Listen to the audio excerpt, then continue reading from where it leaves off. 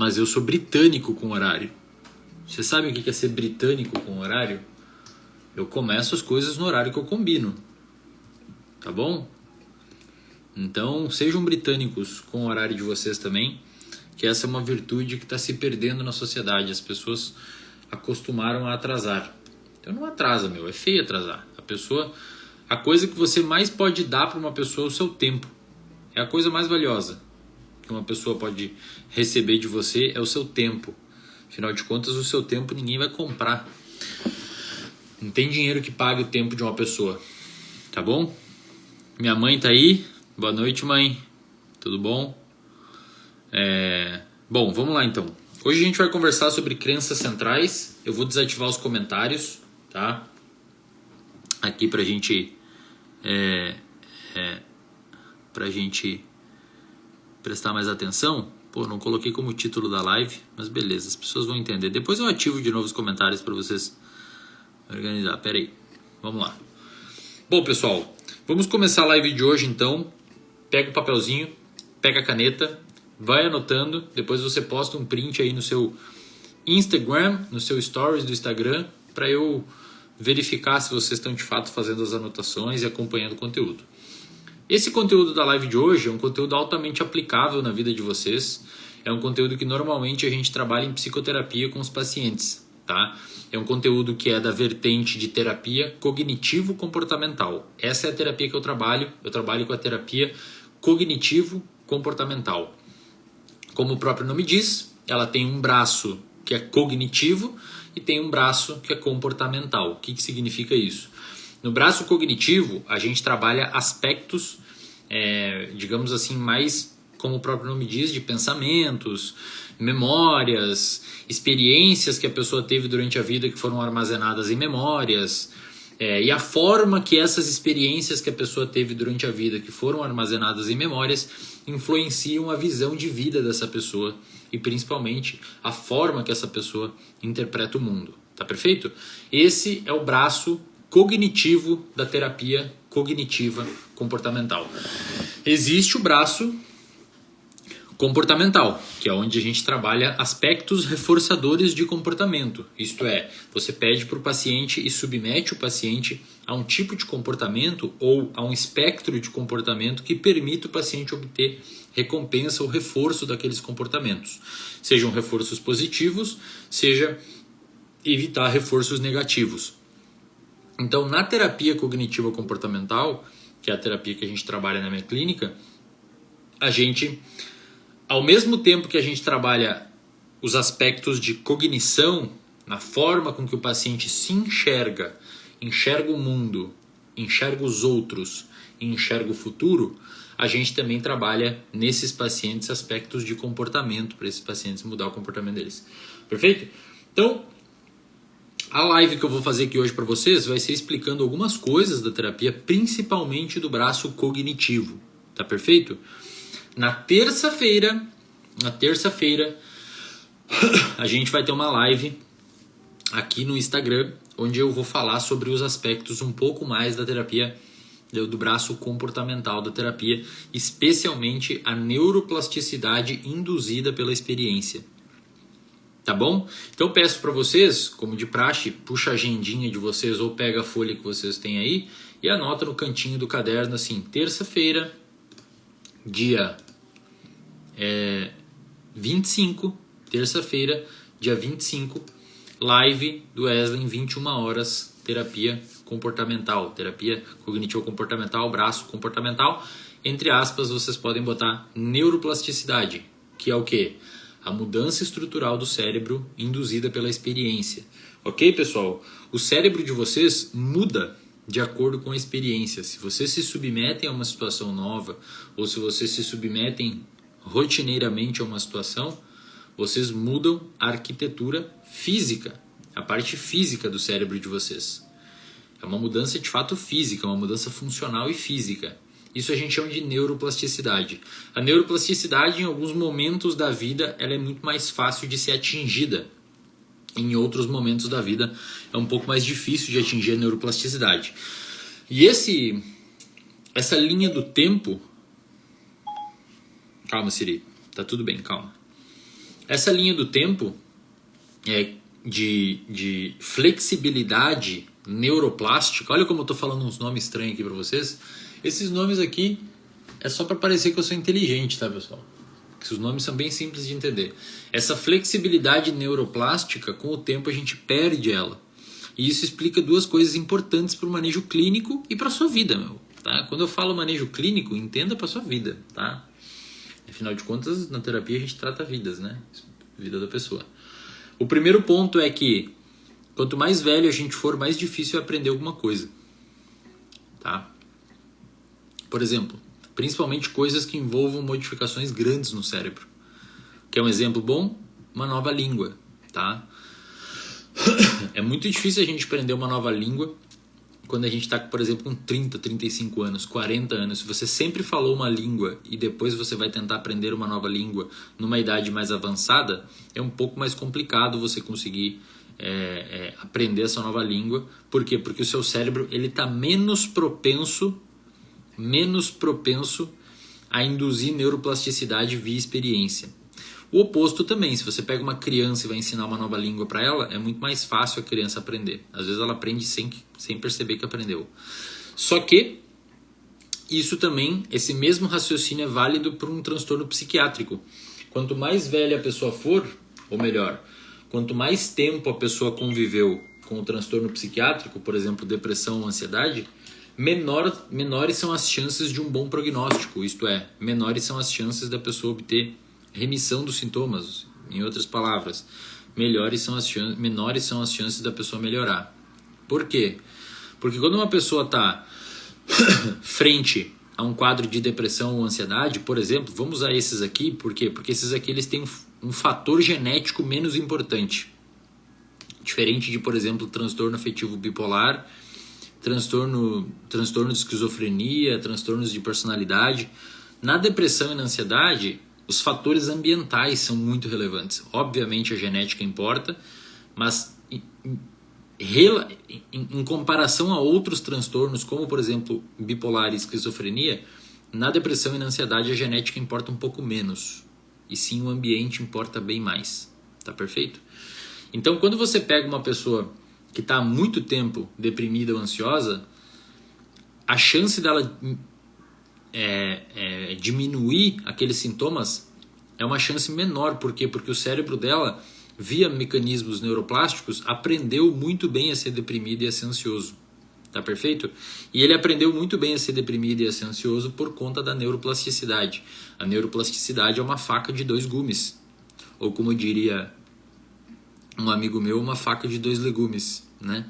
Ela corta para os dois lados. Ao mesmo tempo que o seu cérebro é muito bom em aprender alguma coisa, ele é muito bom em aprender coisas que não deveria aprender. Como, por exemplo, comportamentos viciantes, né? Hábitos ruins, ser ansioso.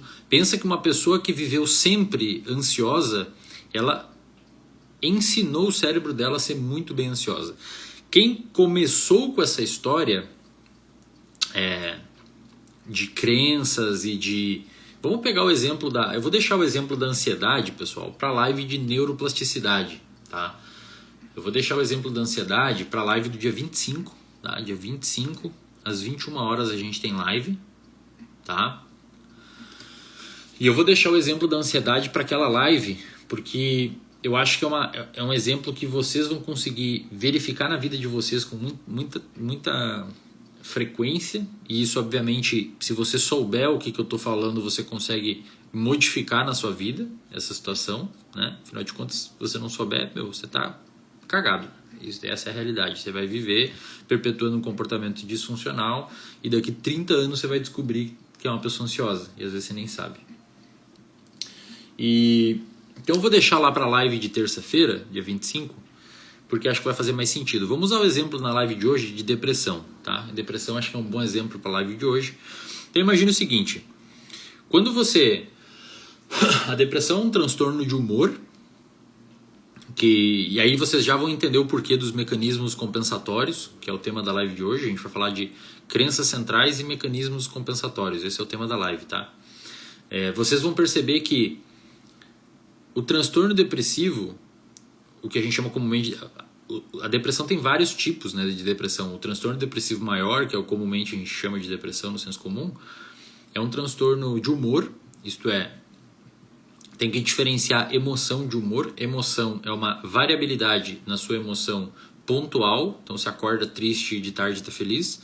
Isso é emoção, é uma variabilidade na sua emoção, que é induzida por estímulos internos ou externos. Isto é, você fechou o carro, bateu o carro, ficou mal. Ou lembrou de uma coisa lá do passado, ficou mal. Isso é uma variabilidade emocional normal, acontece, isso é normal, tá, pessoal? Não adianta ficar, meu Deus, eu acordo cedo e tô mal, e de tarde eu tô bem, eu sou bipolar. Você não é bipolar, então você é uma pessoa normal. O que acontece num transtorno de humor é presta atenção no que eu tô falando aqui, é a perpetuação de uma modificação emocional por muito tempo. Isto é, a pessoa sempre acorda mal, tá quase o dia inteiro mal, tá quase todos os dias mal. Aí é uma modificação de humor, tá bom? Perfeito? Por exemplo, o clima na Suíça é inverno. Isso é o clima lá. O clima seria o humor. O tempo, que seria sei lá, tá chovendo ou não, isso é emoção. Pode alterar de dia a dia, mas numa pessoa deprimida, majoritariamente a pessoa vai estar com humor deprimido, mas ela pode eventualmente estar bem. Provavelmente hoje, no dia a dia, você passou por uma pessoa com transtorno depressivo maior no mercado, que está com sintomas em remissão parcial ou total, e a pessoa, qualquer outra pessoa, qualquer pessoa, você pode ter passado por uma pessoa com depressão e você nem sabe, tá? Então tem empatia também, né? Isso é importante, tá bom? Porque às vezes você não sabe o sofrimento que a pessoa está tendo dentro da cabeça dela. Dentro da terapia cognitiva, é muito comum a gente ver em pacientes com depressão, os pacientes... E aí vale ressaltar também, né? Mais um ponto aqui. Vale ressaltar também que o transtorno depressivo, pessoal, embora existam critérios diagnósticos para você ser diagnosticado como depressivo, você tem que ter vários tipos lá e tal por tanto tempo, existem traços. Vocês já ouviram falar em traços? Isso aqui é extremamente importante, tá, pessoal? Isso aqui é extremamente importante. Porque depois chega paciente na clínica falando, eu lembro que aquela vez eu era meio assim, mas não achei que não era nada. Presta atenção no que eu vou dizer aqui, tá? Existe o que a gente chama de traços. Isto é, muitas vezes você não se enquadra num diagnóstico de depressão, mas você tem traços de uma pessoa com depressão. Tá? Isso significa o quê? Digamos que você precisa de 5, 6 critérios diagnósticos preenchidos para ter depressão, para ser diagnosticado com depressão. E você apresenta 3 dos critérios. Significa que não é 8 ou 80. Beleza, você não tem os 5, 6, mas você tem 3. Isso é relevante. E dependendo, prestem atenção aqui que a gente vai começar a entrar no tema da live, prestem atenção. Dependendo das modificações que você fizer no seu ambiente, para bom ou para ruim, esses 3 itens que você já preenche para um episódio de depressão, eles podem aumentar ou diminuir. Tá perfeito? Então o que eu quero dizer? Às vezes você não é uma pessoa com ansiedade ou depressão clínica, mas às vezes você tem traços. Isto é, você tem 1 ou 2 sintomas lá que precisa ter para diagnosticar depressão, mas não tem os outros. Só que dependendo do que você está fazendo na sua vida, você pode se meter em situações sem perceber por falta de conhecimento. E quando eu digo falta de conhecimento, eu não estou falando burrice, tá, pessoal? Pelo amor de Deus. Eu estou falando falta do conhecimento mesmo. E aí você se submete a uma situação onde você está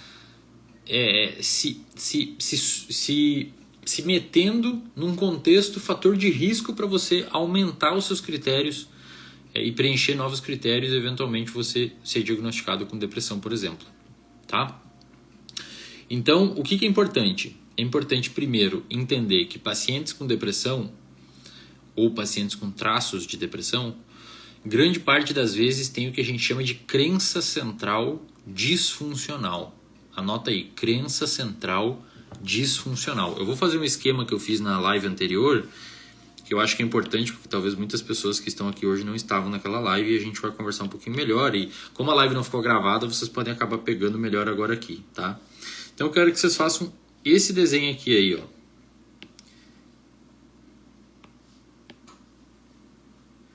Pera aí. Pega o caderno aí e faz esse desenho aqui, ó.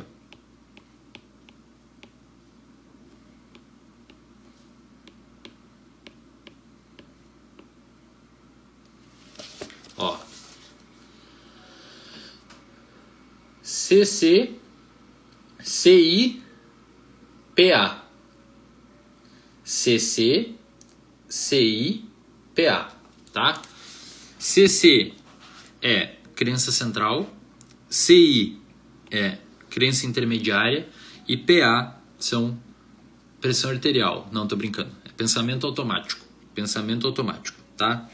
Então temos crença central, crença intermediária e pensamento automático. Aí eu quero que você faça isso daqui, ó.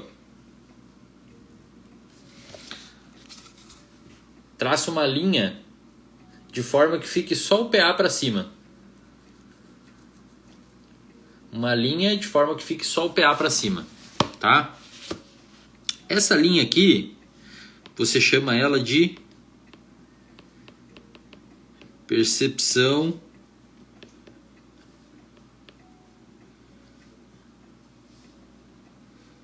minha percepção, você pode colocar minha percepção, tá? Essa linha azul aqui, minha percepção. O que significa isso, pessoal?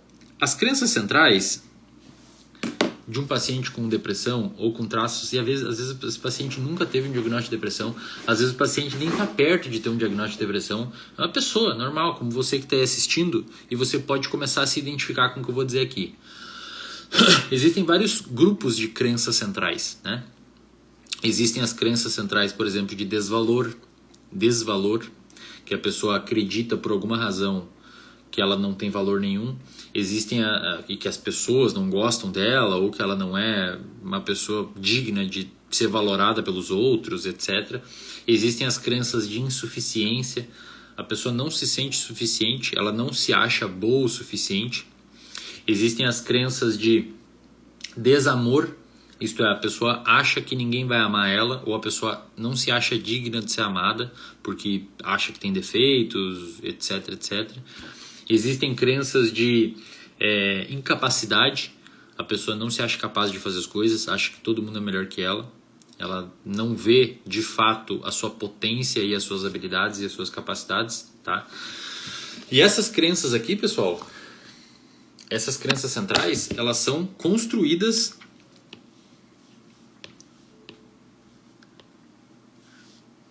por uma rede semântica que inclusive tem a ver com neuroplasticidade. Olha que interessante. Ó, imagina que isso daqui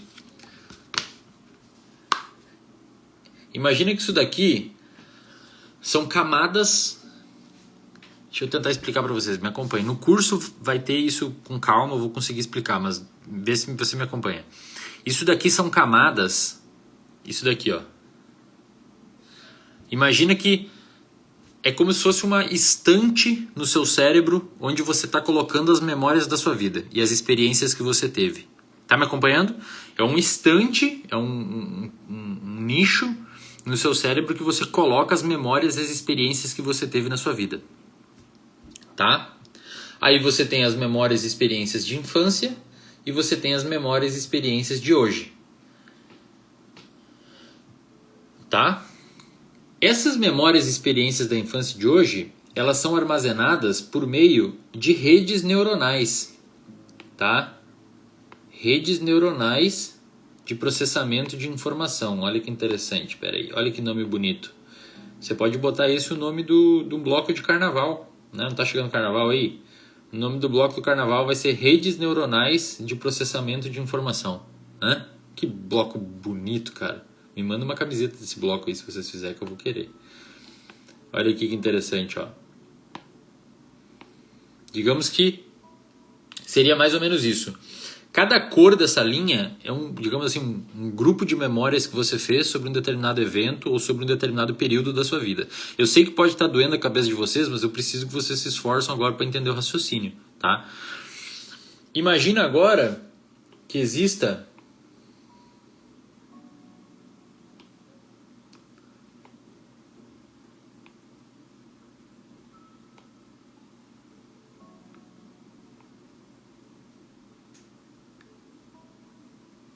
um conector que conecta as memórias que você tem hoje com as memórias que você tem lá na infância. Não necessariamente as memórias, mas as experiências que você teve lá. Sofreu bullying, apanhou, sofreu algum abuso sexual, sofreu algum abuso físico, sofreu algum abuso moral, foi rejeitado. Digamos que essa daqui é sua camada da infância. Então você sofreu, digamos, você sofreu bullying, foi rejeitado pelos amiguinhos na escola, etc. Aí aqui é a sua camada do ensino médio, ensino fundamental e médio. Essa camada do meio aqui. Aí no ensino fundamental e médio você terminou um namoro. Ou um cara te traiu, uma menina te traiu, e você ficou desolado, e aí em casa o seu pai e a sua mãe falando que você não consegue, que isso não é pra você, que a vida é muito mais dura e que você não pode querer ir fazer faculdade fora ou mudar para outra cidade trabalhar porque não é isso, a sua família nunca fez isso, é muita coisa pra você, etc. E essa última camada aqui é a faculdade. Então você foi para faculdade, você teve um orientador que falou que você manda muito mal, ou você teve um colega que falou que aquilo não é para você, ou um professor eventualmente, e você foi guardando tudo isso, esses eventos em cascatas, você foi guardando como se houvesse uma espinha dorsal nesses eventos, onde o fio que conecta todos eles é um fio de incapacidade, ou de desvalor, ou de insuficiência. Quando você pega isso daqui, ó, inteiro, esse bolo de mecanismos, de engramas que você armazenou na sua cabeça durante a sua vida, isso daqui, e obviamente isso é muito mais complexo do que está parecendo, mas isso daqui, digamos assim, forma a sua crença. Tá? Isso aqui forma a sua crença. E olha que mais interessante. Nesse fio conector aqui, ele conecta hoje com o passado. O que isso indica, pessoal? Vocês não têm noção a quantidade de pacientes que eu atendo, que o maior problema deles é que eles utilizam uma estratégia compensatória frente à crença hoje em dia, que eles usavam lá na adolescência ou na infância e nunca atualizaram. Então você sofria bullying, você era agressivo. No ensino médio, a pessoa te traiu, te rejeitou, você foi agressiva. Aí hoje no trabalho isso é o quê? Quando você localiza ou rastreia algum tipo de rejeição, ou traição, ou qualquer coisa que possa vir a eventualmente você concluir isso, você é agressivo. Perfeito? E aí, obviamente, esses comportamentos geram um monte de fatores de risco. Por exemplo, você não tem rede de apoio, você não tem amigo, ninguém gosta de você, etc, etc. E isso leva você a concluir cada vez mais que você é uma pessoa ruim. Tá? Além disso, a gente tem um fenômeno que a gente chama de hipergeneralização e catastrofização. Ou seja, essas memórias, isso já foi bem demonstrado em artigos da Nature. Eu falo no curso e deixo o artigo lá. Isso já foi demonstrado que essas memórias de engramas, que são grupamentos de células que armazenam essas informações, elas meio que infectam os seus sistemas de memória no seu cérebro. De fato, a amígdala, que é uma região do cérebro que detecta perigo, quando ela se ativa muito frente a um perigo potencial ou real na sua vida, e vale ressaltar, potencial ou real. Eventualmente a amígdala vai ativar frente a um perigo real,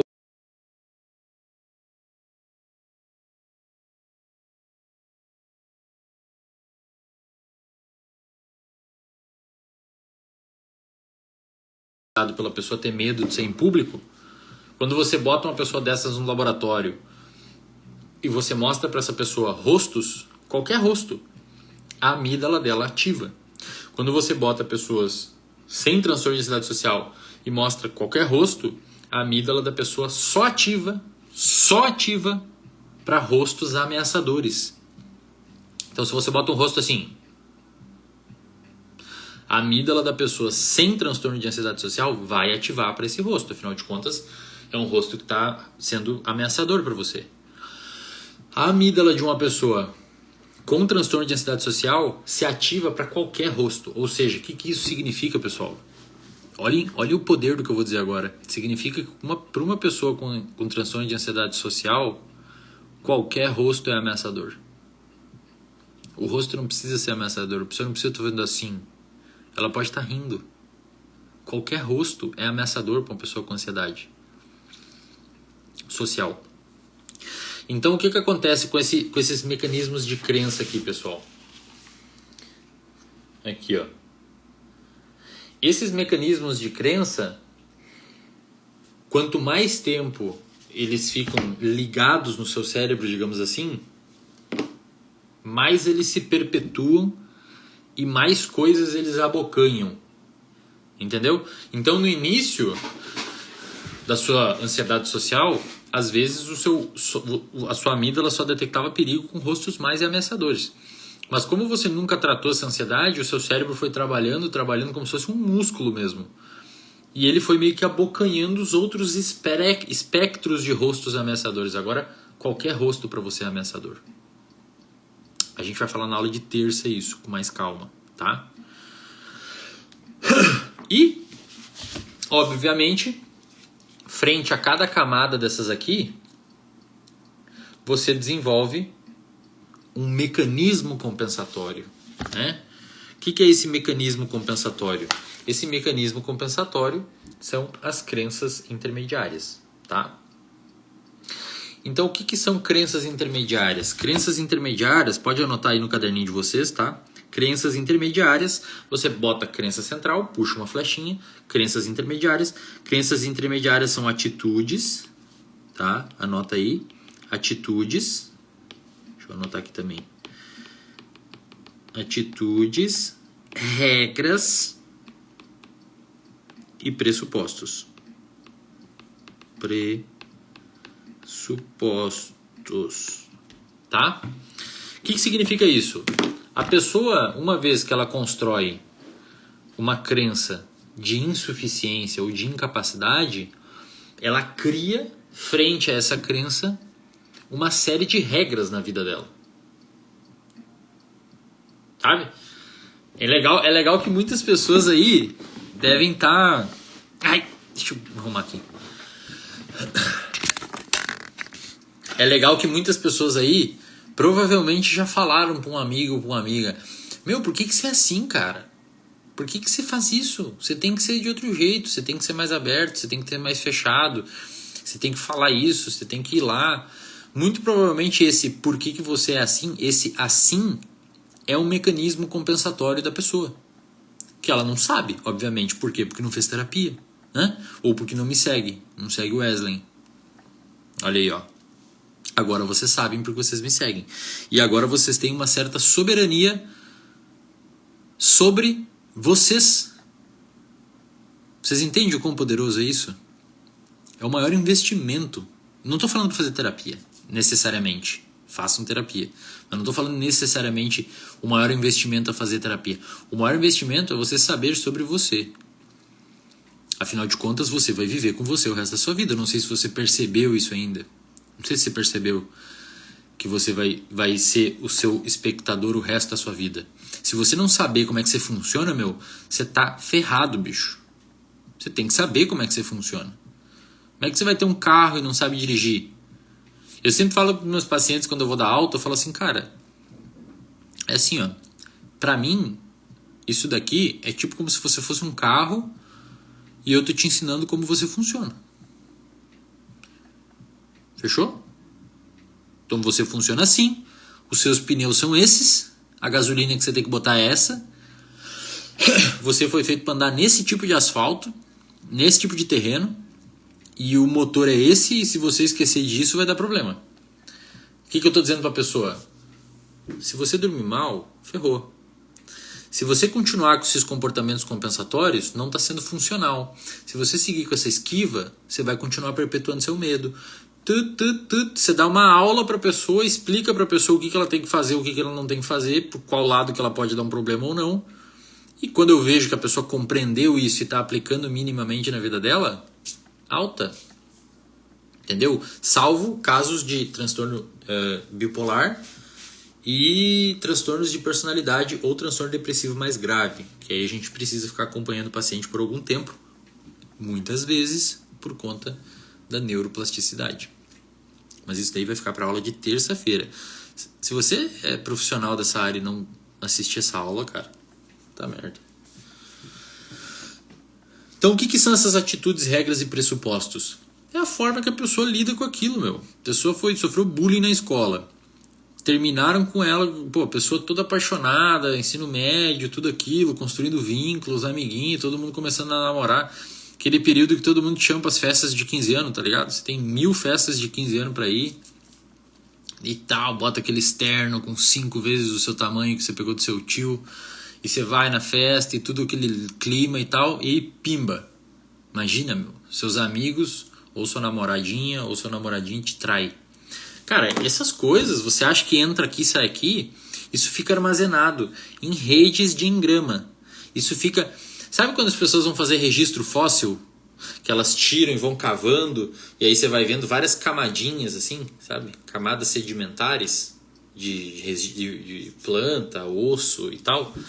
As suas memórias e suas experiências é a mesma coisa no seu cérebro.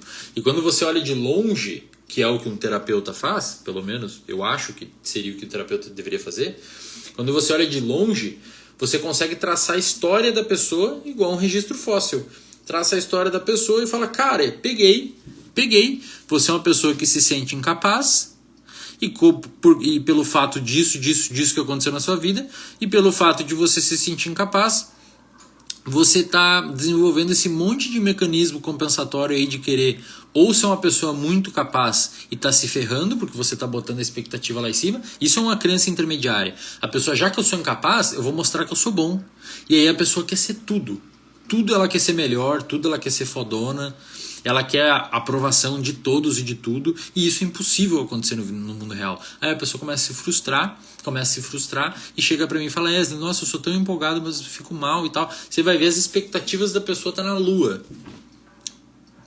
Aí você pergunta pra ela uma simples pergunta, que a gente pega a crença da pessoa quando a gente faz essa pergunta. Olha que interessante, você pergunta assim pra ela, digamos que a pessoa... ela quer ser diretora da empresa, ou ela quer passar em tal faculdade, tem que ser aquela faculdade, não pode ser outra, ou ela quer aquele cara ou aquela menina, não pode ser outra pessoa, tem que ser aquela. Aí você pergunta, o que revela sobre você não ter isso? O que a pessoa responde? Ela responde a crença dela. Ela fala, significa que eu sou incapaz. Ha! Eu adoro quando acontece isso em terapia. Eu falo assim, repete de novo o que você falou. Ah, se eu não conseguir o cargo de diretor, significa que eu sou insuficiente. Significa que eu sou o quê? Insuficiente. Ah, insuficiente. Você pega a crença da pessoa. A pessoa verbaliza a crença se você souber, digamos assim, tatear ela, entendeu? Você constrói esse mapa de comportamento cognitivo, de estrutura cognitiva na pessoa. A gente vai falar sobre estrutura cognitiva no curso. E aí, eventualmente, você faz a sua aí, meu. Você vai aí e pensa, pô, Wesley falou daqueles mecanismos lá, será que eu sou assim e tal? Você vai ter substrato para tentar entender o seu comportamento. Entendeu? Vocês entendem o que eu quero dizer? Tá? Então, essas crenças intermediárias, elas vêm por meio de atitudes, regras e pressupostos. E esse bolo todo, olha que interessante, ele fica abaixo da sua percepção. Entende? Não é inconsciente, tá? Não é inconsciente. Simplesmente você não está percebendo isso. Inconsciente é uma coisa muito mais, digamos, nem sei definir direito na neurociência o que é inconsciente. Talvez, sei lá, o tronco encefálico que faz o coração bater, que é uma coisa que você não precisa, você não tem acesso, não tem controle, né? Tá lá, você nem sabe onde está. Mas é subconsciente, digamos assim, não está no seu acesso. Digamos que o seu córtex pré-frontal, que é o córtex pré-frontal, imagina que a sua cabeça é um mar de pensamentos. O córtex pré-frontal, ele tem um farol na mão. E esse farol significa atenção. O farol é a atenção. O córtex pré-frontal é o faroleiro. Ele direciona a atenção. Então, agora eu quero que você lembre dos seus 14 anos. Agora eu quero que você lembre dos seus 18. Agora eu quero que você lembre dos seus 15. Agora lembra do seu colega de faculdade. Agora lembra do seu professor. Agora onde é a capital de Brasília? Do Brasil. Agora onde é a capital do Rio Grande do Sul? O córtex pré-frontal, ele pega as informações. A gente chama isso de função executiva, né? E essas crenças, tanto centrais quanto mecanismos de compensação, estão fora, estão abaixo da percepção racional, tá? O que está acima da percepção racional? Os pensamentos automáticos, que, como o próprio nome diz, são pensamentos que vêm à nossa cabeça sem o nosso controle, que derivam dessa crença central e dessa crença intermediária. Então, dificilmente o paciente vai chegar para você na consulta, ou dificilmente você que está assistindo vai falar assim, não, eu tenho uma crença central que eu sou incapaz e como mecanismo compensatório eu quero dominar o mundo para mostrar que eu sou capaz e não consigo dominar o mundo, então eu entro em situações que eu vejo que eu sou realmente incapaz. Ou seja, a pessoa literalmente, e eu sei que essa não é uma boa metáfora para fazer num contexto de saúde mental, mas a pessoa literalmente se dá um tiro no pé. Porque ela tem uma crença de incapacidade. Aí ela cria uma projeção de que ela só vai ser capaz, olha o perigo disso, bicho, é uma roleta russa emocional, que ela só vai ser capaz se ela fizer X, Y ou Z. E aí a pessoa não consegue, porque ela joga o sarrafo lá na frente, aí ela não conseguindo, ela fala, realmente eu sou uma porcaria, eu sou um merda. Aí entra no episódio depressivo. O terapeuta faz o quê? O terapeuta pega essa linha aqui, ó, tá vendo essa linha azul? O terapeuta pega essa linha azul e traz aqui, ó. Aqui para baixo. Agora, o paciente, ele tem acesso a tudo isso aqui, ó. Agora o paciente sabe disso daqui, ó. Agora ele tem noção disso daqui. Vai acabar? Não vai. A crença vai sumir? Não vai. Mas você sabendo, quando a água bater na bunda, você vai pensar assim, não, peraí, eu tô mal, ou tô ansioso, ou tô deprimido, porque tá vindo na minha cabeça, e o terapeuta ensina técnicas do paciente identificar os pensamentos automáticos, como, por exemplo, pensar o que tá na cabeça dele, anotar, fazer registro e tal, manuaizinhos de registro, e o paciente consegue ter noção, falar, ó, nesse momento... Inclusive, os pacientes mais treinados, eles chegam na terapia já falando certinho. Eles falam, cara, Wesley, eu vi que aconteceu isso, cara, o projeto não deu certo, e aí a minha crença de incapacidade subiu pra caramba, eu comecei a me sentir um merda, aí eu tive uma série de pensamentos automáticos de que eu sou incompetente, de que eu não faço meu trabalho direito, de que os meus colegas são melhores que eu, e já lembrei da minha graduação que eu também não era assim, mas depois eu fiz o que você me pediu, eu anotei esses pensamentos e comecei a verificar a validade desses pensamentos. E quando você faz isso, você está ativando o seu córtex pré-frontal. Isto é, você está submetendo os seus pensamentos ao escrutínio racional. Aí se pergunta, mas peraí, significa que eu não entregar um projeto no prazo 1, isso significa de fato que eu sou incapaz? Ou significa só que eu não entreguei um projeto no prazo? A pessoa muitas vezes pega essas situações do dia a dia e catastrofiza, é um erro cognitivo. Mas o pior de tudo, muitos terapeutas, e aí vai para a galera da psicologia especificamente que está me assistindo aqui, muitos terapeutas, eles focam tanto nos pensamentos automáticos e esquecem, na minha opinião, a crença intermediária e a crença central, e muitos focam só no pensamento automático ou na crença central, quando na realidade a crença intermediária talvez seja mais importante. Por quê? A gente vai conversar no curso sobre isso. Porque as crenças intermediárias, elas podem ser entendidas como hábitos. Quando você forma um hábito na sua vida, pode ser uma crença intermediária. Ó, Wesley unindo a neurociência com a psicologia aqui, ó. Isso é união de neurociência e psicologia. Dependendo da atitude, da regra ou do pressuposto que você, ou seja, da lei que você desenvolver frente à sua crença central, você pode estar desenvolvendo um hábito. Tá? Um comportamento semi-automático que você traz à tona frente a um evento específico desencadeador. Tá? E aí você pergunta, mas cara, como é que se formam essas crenças e como é que elas acabam? Aí é um conteúdo da aula de terça-feira, que é a aula de neuroplasticidade. Tá? Aí você imagina, conforme a gente fez na aula passada, né? Olha aqui que interessante. Aí você vê aqui, ó. Espera aí. Olha aqui. Aí a gente pega aqui esse item e a gente recorta isso aqui, ó. Esse quadradinho aqui a gente recorta e a gente dá um maior aumento nele aqui, ó. Então digamos que a gente pegou aquele quadradinho e transformou nesse quadrado aqui, tá? Esse, tá vendo aqui, ó? No meio dessa circuitaria inteira a gente fez um zoom e fez esse quadradinho. O que a gente tem dentro desse quadradinho aqui, pessoal?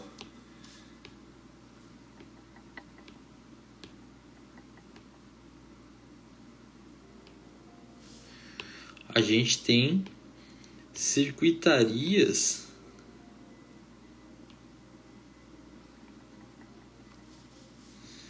de neurônios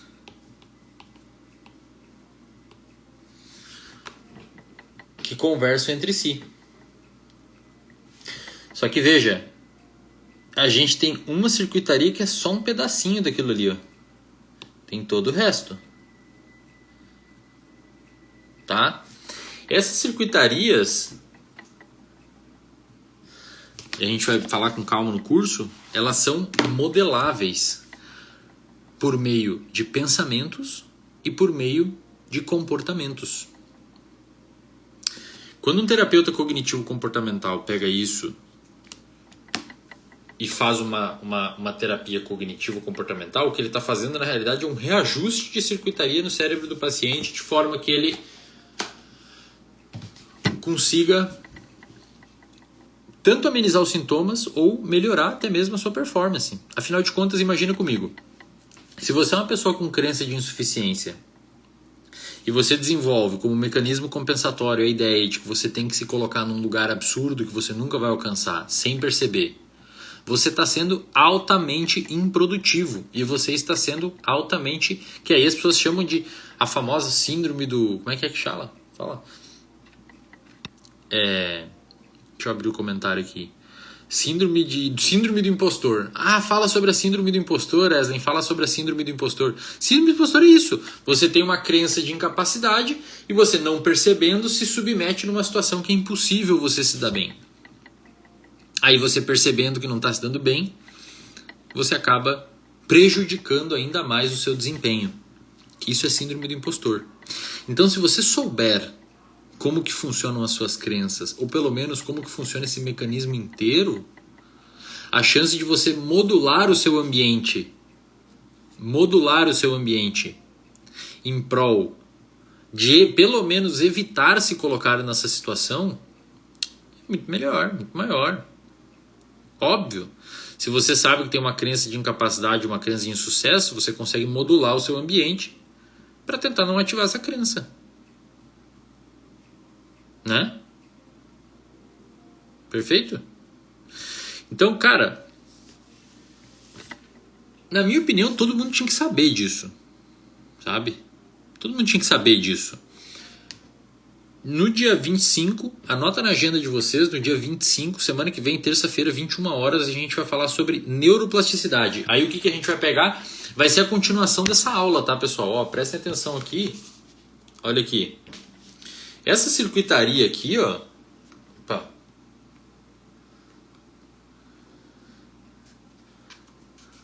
Eu sei que tem gente gravando a tela aí, né? Seus filha da mãe. Vocês são os filha da mãe, né? Vocês são uns filha da mãe. Vocês ficam gravando a tela e para depois assistir a aula, já que ela não fica gravada. É foda, né? Eu encaro como um elogio, na realidade. Ó. Vocês estão vendo essa circuitaria aqui? Estão vendo? Essa circuitaria aqui, cada bolinha dessas, pessoal, é um neurônio. Cada traço desses é um neurônio se conectando com outro.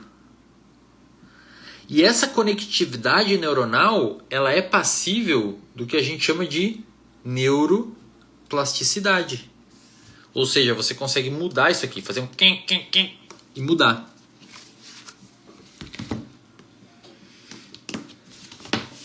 Na aula de terça-feira,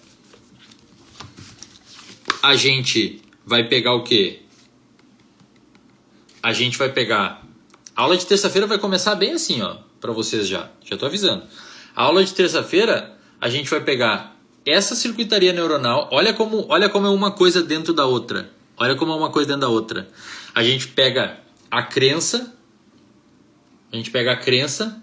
a gente aumenta a crença e vê que ela é composta de circuitarias neuronais. Né?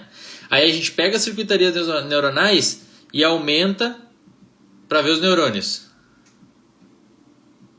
Aí a gente, na próxima aula, vai pegar esses neurônios e vai aumentar eles, vai dar um zoom ainda maior neles, para ver como que eles se configuram. Ou seja, pessoal,